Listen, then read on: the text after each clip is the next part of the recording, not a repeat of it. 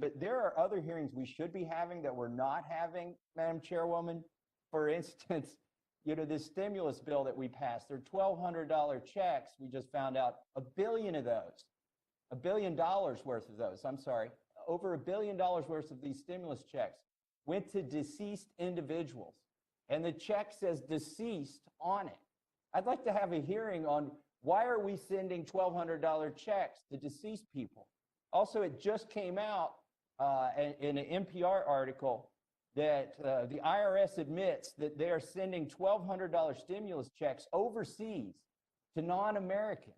Why are we sending, when we have Americans in need, why are we sending $1,200 stimulus checks to non-Americans overseas? I had a Norwegian who sent me a copy of his father's check. The man's lived in Oslo since the 1970s.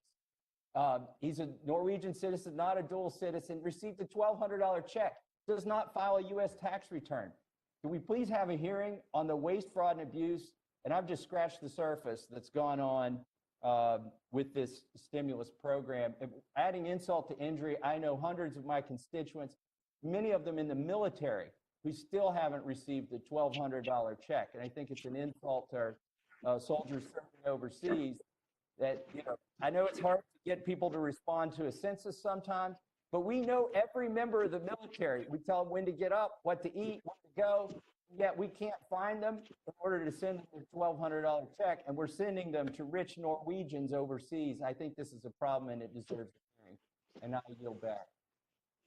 I thank the gentleman for his questions, and the GAO did in fact do a report on checks going to deceased persons and pointed out ways to stop that. There is legislation before Congress right now that would stop that process from going forward. We will have a hearing on it and follow up on it, and I